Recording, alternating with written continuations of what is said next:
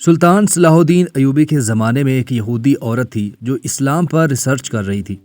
اس نے اسلام کے بارے میں بہت کچھ سیکھا، بہت کچھ پڑھا۔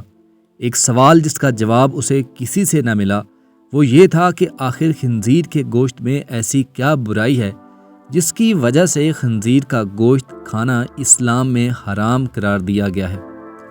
صرف یہی ایک بات تھی جو اس کو اسلام قبول کرنے سے روک رہی تھی۔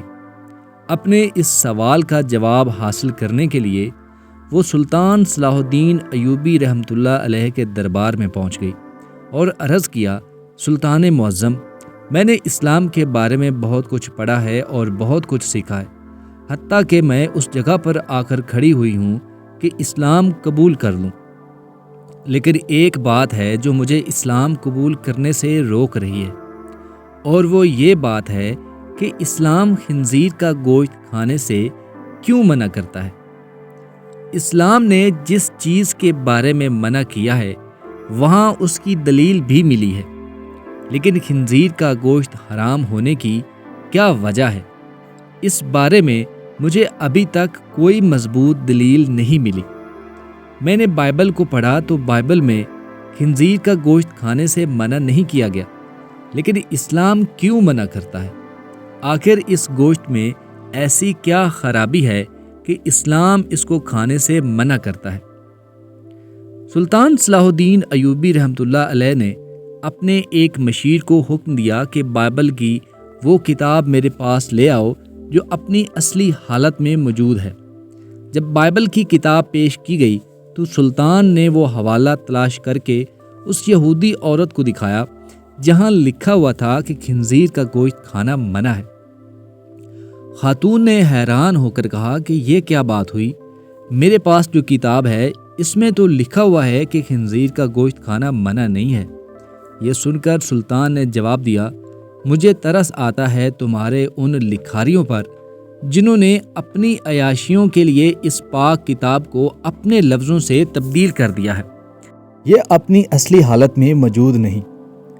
ابھی تو میں نے صرف اس کتاب سے ثابت کیا ہے کہ خنزیر کا گوشت کھانا منع ہے، اب میں اسے سائنسی لحاظ سے بھی ثابت کروں گا کہ آخر خنزیر کا گوشت کھانا کیوں منع کیا گیا۔ پھر سلطان نے اس عورت سے کہا کہ کل صبح خنزیر کا گوشت پکا کر میرے دربار میں لے آنا۔ دوسرے دن اس عورت نے خنزیر کا پکا ہوا گوشت سلطان کی خدمت میں پیش کر دیا۔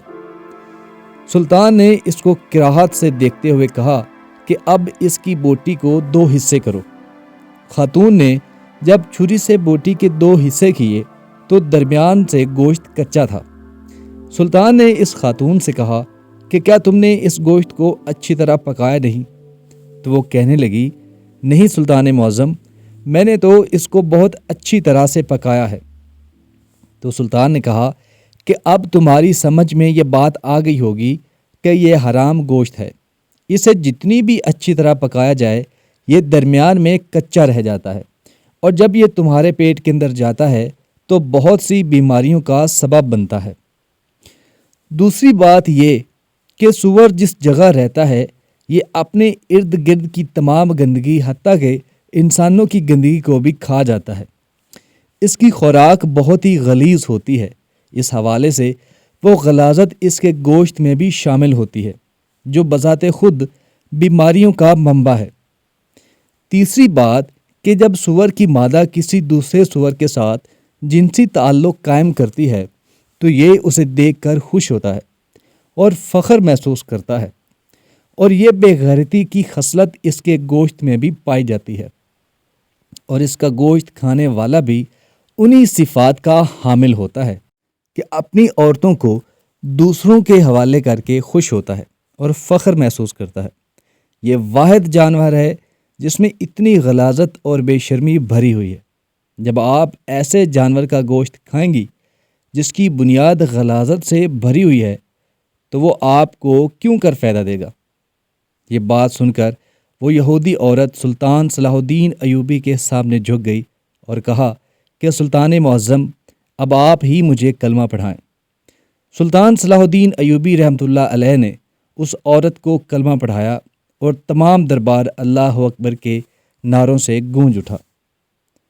دوستو یہ ویڈیو اگر آپ کو اچھی لگی ہو تو ویڈیو کو لائک ضرور کر دیں اور چینل کو سبسکرائب کر دیں اور بیل نوٹیفیکیشن کو آن کر لیں تاکہ اس طرح کی اچھی ویڈیوز آپ کو ملتی رہیں۔